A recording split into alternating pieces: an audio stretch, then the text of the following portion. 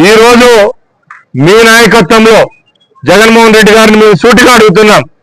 మీ పార్టీలో ఎవరైనా తప్పు చేస్తే మీరు వాళ్ళని మందలించింటే ఈ పరిస్థితి వచ్చేదాన్ని అడుగుతున్నాం. దొంగలు కలుసుకొని ఊర్లు పంచుకున్నట్టు ఆ వెధవ ముఖ్యమంత్రి గారి గురించి మాట్లాడితే అతని గురించి మళ్ళా పరామర్శించేదానికి జగన్మోహన్ రెడ్డి ఫోన్ చేసి ఆయన గురించి పరామర్శించడం ఎంతవరకు మంచిది అని అడుగుతున్నా. ఇలా చేసుకుంటూ పోతే రాష్ట్రంలో పెద్ద చిన్న అన్న పరిస్థితి ఎక్కడైనా ఉంటుందని మేము అడుగుతున్నాం. ఈ రోజు గర్వంగా చెప్తున్నాం, ఒక పెద్ద మనిషి దగ్గర మేము పనిచేస్తున్నాం. క్రమశిక్షణ గల కార్యకర్తలు ఎక్కడ ఉన్నారంటే తెలుగుదేశం పార్టీలో ఉన్నారు. ఈ రోజు మేము మంత్రి హోదాలో ఉన్న ఇన్ఛార్జీలు ఉన్నారు, ఎమ్మెల్యేలు ఉన్నారు. ఎక్కడ పార్టీ యొక్క క్రమశిక్షణ దాటే పరిస్థితులు లేం. మా ముఖ్యమంత్రి గారు ఎప్పుడూ ఒకటే చెప్తుంటారు, ఎక్కడైనా చట్టాన్ని చేతిలో తీసుకునే పరిస్థితి మనకొద్దు.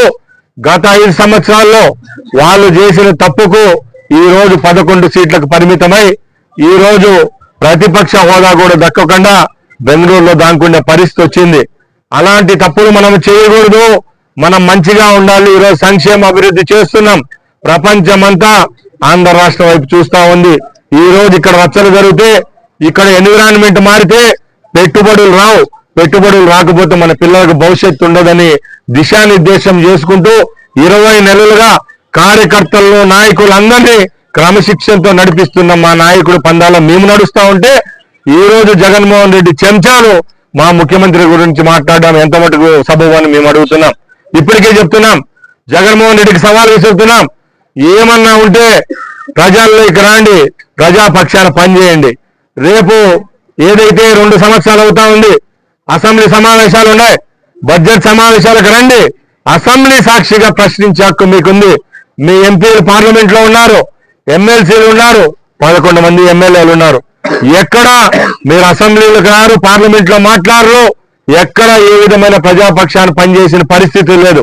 ఎంతసేపు మీరు మెడికల్ కాలేజీల గురించి రాష్ట్ర వ్యాప్తంగా పీపీపీ పద్ధతిలో అన్ని కాలేజీలను డెవలప్ చేద్దామని ఒక నమూనా తీసుకొని వచ్చిన ఘనత చంద్రబాబు నాయుడు గారికి వస్తే దాన్ని 1 కోటి సంతకాలని చెప్పి దొంగ సంతకాలు పెట్టుకొని మీ రాష్ట్రపతికి ఇచ్చే పరిస్థితులు నువ్వు ఉన్నావు. నువ్వు రాష్ట్రపతిని కలిసే పరిస్థితుల్లో కూడా లేవు. నువ్వు గవర్నర్ను కలిసే పరిస్థితుల్లో కూడా లేవు. నువ్వు